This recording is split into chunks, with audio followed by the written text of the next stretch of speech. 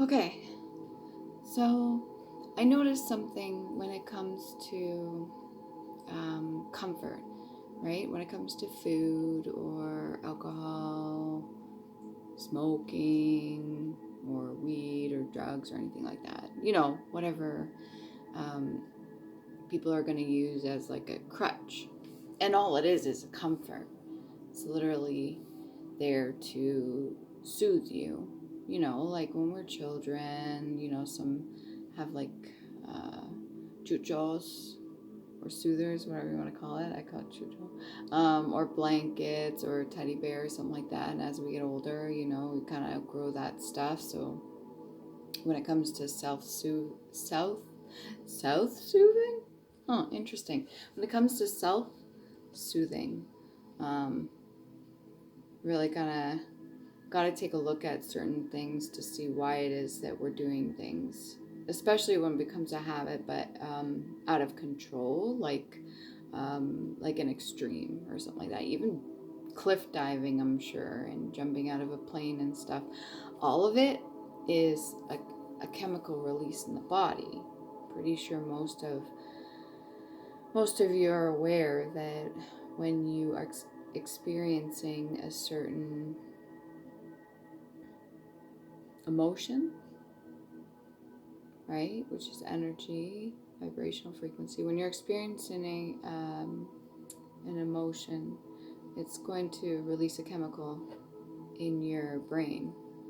And most people, I would think, are aware that chemicals are addicting, right? And so it's really interesting when you do start doing your own self accountability and you do start introspecting and taking a look at some things, or maybe you've been stuck on something like eating, I don't know, popcorn or something like that, or just doing something that really you don't need, but it just becomes a habit. And it's really interesting when you do start looking at those things. When you ask yourself why exactly, some people do it because they're bored. But then why are they bored?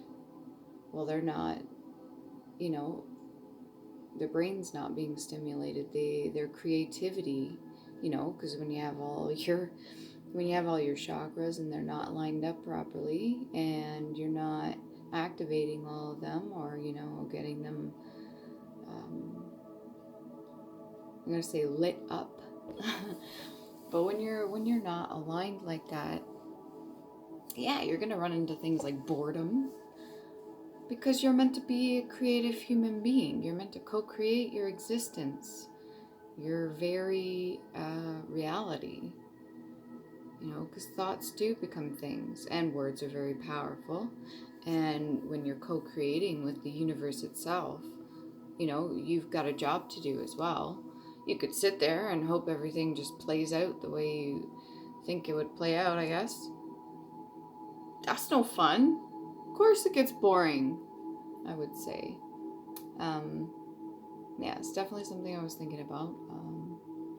Me personally, when I did last year, when I did my whole start of my journey and everything like that, I wouldn't say it was like the start, but it was definitely the start of a lot of the physical stuff, like quitting smoking, drinking, changing my diet and stuff like that. And I literally eliminated everything that brought me a form of comfort, pretty much, which was not the most smart thing to do.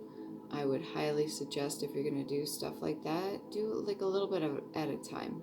But me, wanting to be like super fucking woman, I decided to take on everything all at once, right? And that includes even pulling out of a relationship and stuff like that. It was a personal choice. I chose me. But that's because I hadn't chose me in 30 some odd years, maybe a little bit less than that. So I'm pretty sure, like, under the age of 10, I would have chose myself first, what I wanted. I don't know about you, but yeah, when you do that, you eliminate being codependent. It helps you, because that way, when you get into relationships with other individuals in your life, that maybe in the past you were codependent on them giving you something, whether it be praise or admiration or just acknowledgement or physical contact, even anything that's going to anything that's going to boost your the chemicals that get released in your brain for dopamine or something like that, something positive, that can become an addiction too.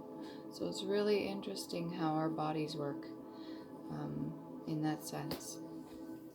Something to think about. Just wanted to make a quick video about that because it is very important. If we're being codependent on the release of certain chemicals and then for people to give us that,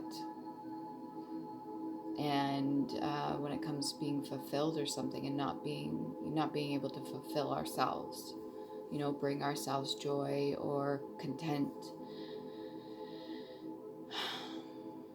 looking to other people or outside of us for that, it can become an issue, especially when that's all you're seeking. If you go out into the world, or even just when you're meeting up with people, already having it in your thoughts that that is what you're seeking, that you can't do that for yourself, it becomes a problem, and it is codependency. So take a look at something like that if you've noticed your own habits and patterns, if you're starting to pay attention to those sort of things. It is very important. I speak from experience. Eliminating that and being able to do that for yourself, it takes off a huge weight off your shoulders, and it really allows you to be more comfortable with yourself and more happy, and you'll notice you carry yourself different, especially when you're around other people. And then when it comes to the insecurities as well, when you've done the work on that, putting those two together, not being codependent and relying on somebody to give you a certain reaction or something like that, and also keeping your own emotions and things like that in check, really does help. It helps with your confidence. If you have low confidence to begin with, I don't know why I'm having such a hard time speaking right now. It's almost like I'm not supposed to get this out. Anyways, don't be afraid to ask yourself certain questions, because fear, usually when we do anything out of fear, it doesn't really get us far.